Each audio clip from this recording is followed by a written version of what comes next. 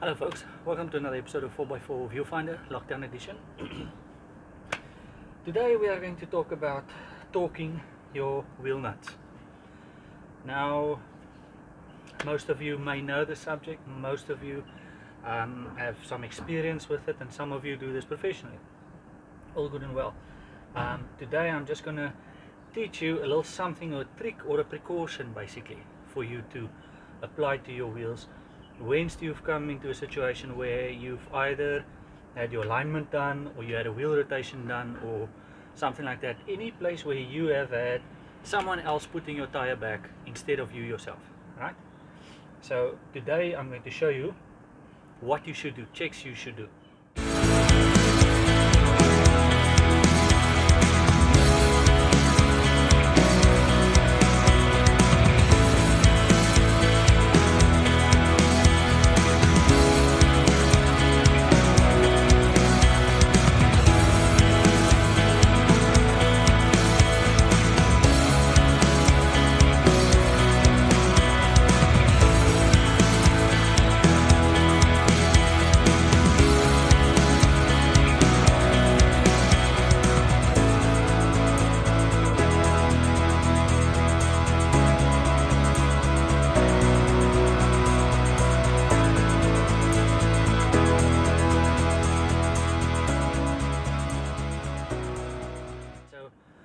Let's play the scenario out. You did a wheel rotation. The guys went and they torqued the wheel nuts. You get home, first thing you do is you re-torque everything. Now, the reason I say that is because these guys at the tire places have been doing this for so long.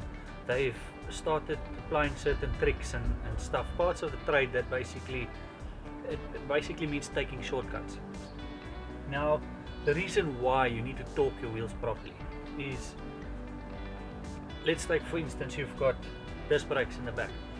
If these nuts are not torqued evenly, right, so which means is this one is tighter than this one, or this one's over tight and this one's too loose. If something like that happens, basically your wheel, which is pretty rigid, is now forcing your disc to warp, alright? Now, when they put it on initially, nothing will happen. 10,000 kilometers later, you're going to be driving and you'll feel that when you brake, there's not a shudder, there's like it's wiggling as it is braking, and that's as a result of the disc being warped. Now, when you go 4x4ing, and if you've got a traction control vehicle like this one, that's going to be exacerbated. Your brakes are going to be working overtime to try and compensate and make the vehicle move forward. So what's going to happen is it's going to warp it even more. Now, you could sort out the situation by, as you've left the 4x4 place on the tar road, get up to 100 kilometers an hour, brake hard down to about 20 kilometers an hour, and then drive further and let the disc cool. That kind of sort of, you know, levels it out a little bit, but it's not going to take it away, and at the end of the day it's going to end up warping your disc even further. Now, disc warping in most cases is caused as a result of these nuts not being tied properly, in most cases. So, right, okay, let me put this to you. Tell me if this scenario actually rings true to you. The guys come, they take the wheels off, they do the balancing, they rotate the wheels, he puts the wheel back on, he takes the nut off, or he puts the wheel on and he turns the nut in by hand a little bit, and he takes his wheel spanner, flings all the wheels, he goes and tightens as hard as he can, tighten, then he takes his torque wrench, he sets his torque wrench, he pushes it till it clicks, goes to the next one, pushes it till it clicks. Now, the reason I say that doesn't work is he has now by hand tightened this nut to about 150 Newton meters. Of course, this is going to click at 120 Newton meters or 110 Newton meters where your wheel nut should be torqued at. That's my problem with it. These guys have been doing this for so long, they think they automatically know where about 110 Newton meters is, but they don't. And the problem is, you can go and test it yourself. If I tighten my nuts at 110 Newton meters, I can use this tool and I can loosen them completely easily. Go on, click, turn, and everything comes off. Once I've had them rotated, they go and they torque it down to 110 Newton meters. This thing can't even loosen that nut. That's how tight that nut is. So that's why I tell you, depends on how well you trust the guys, and if you can see that they know what they're doing and they're applying the same principle that I'm going to show you now. If they do that, then all's well. But if they don't do that, if they tighten it by hand very tightly and then torque afterwards, then you should, when you get home, rather do it over, just to be safe, just so you don't cause any damage, unnecessary damage to your vehicle. Right. So yeah, I've lifted the wheel a little bit, handbrake is up, and it's about a few millimeters off the ground, and you can either use the wheel spanner, but I've got this guy, so it just makes it a little bit easier. That is 110 Newton meters. Sorry, 113 Newton meters. These wheels need to be torqued to 113 Newton meters. Just a few kicks and it's off.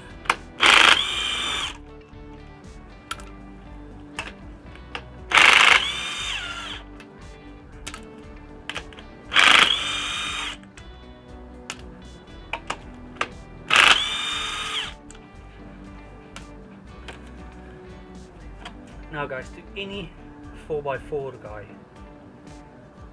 a torque wrench is invaluable. You cannot be a 4x4 enthusiast and not have this. There are so many things that you can work on and things that you do on your vehicle that you will need a torque wrench for. And not just 4x4 enthusiasts, any petrol head, any guy who loves working on their vehicle or likes to do stuff themselves, torque wrench is the way to go. Now Midas sells these for not too much. You get different types. You need to be aware of what their settings are. This is 10 Newton meters to 210 Newton meter torque range. Now you get different ones. You get ones that go at also 210 Newton meters, but it starts at about 40 or 50 or 60 Newton meters or something like that. So you need to be aware of what you are going to be doing, how you're going to be working on your vehicle, and what torques you are normally going to use your torque wrench at. Now, another little tip I can give you: the torque wrench, never leave it set to, say you've had 110 Newton meters, never leave it on 110 Newton meters. Turn it down to 0 Newton meters when you are done with your job. The reason I say that is your torque wrench, that spring and stuff that's in here, starts wearing down in time. So to preserve that and to preserve the accuracy of your torque wrench, always turn it down to 0 or the lowest setting it can possibly go when you finish doing your job. Alright, so now I'm going to show you a couple of things also.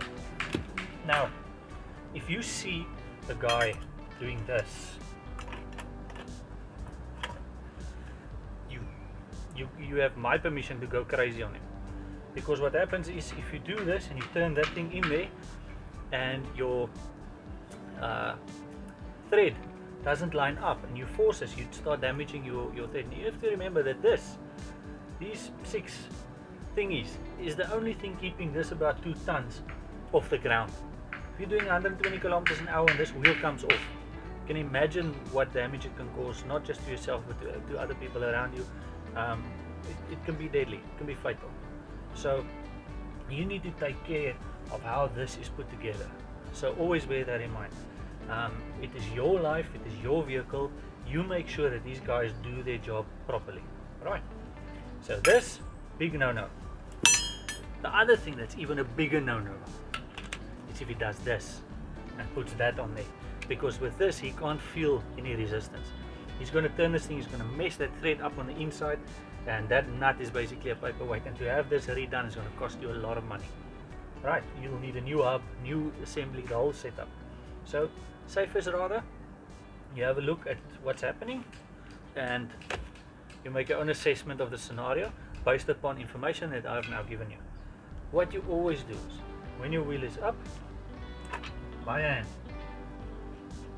give it quite a couple of turns. Make sure that it has taken to the thread and that there's no possibility of it being damaged.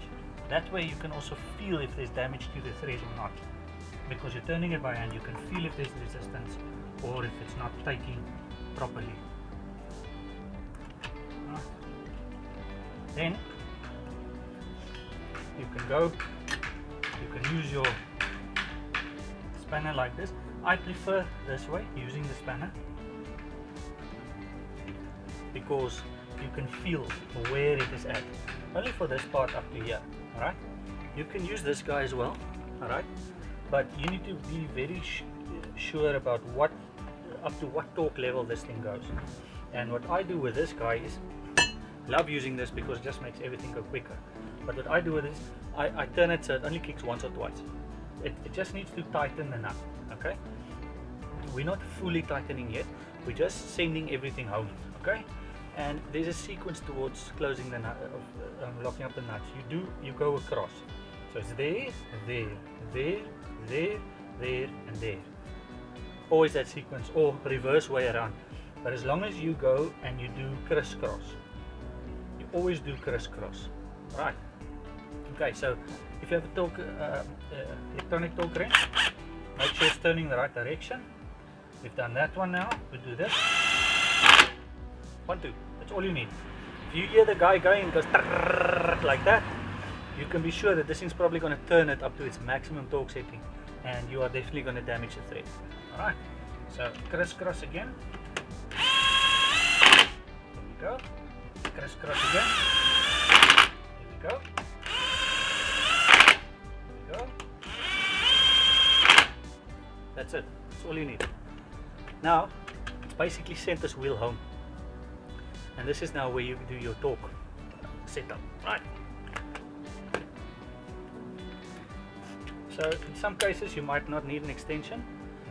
In other cases you do try to use the shortest extension you possibly need to do this.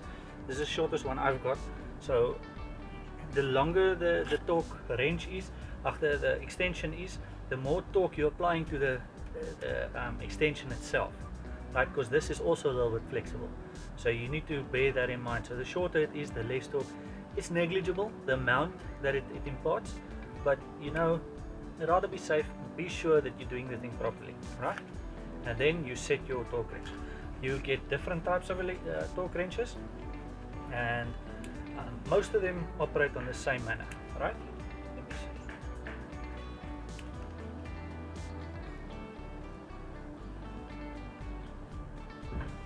10, 30, right? So 130 Newton meters. That is what these wheels nuts need to be torqued at. Right. Now when you're torquing, same principle, same crisscross fashion. Alright?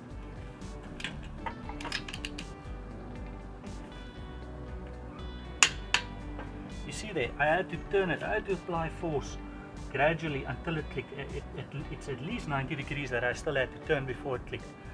Those guys put it on and I just push it a little bit and it clicks. That way you know that this guy is not torqued properly. There we go.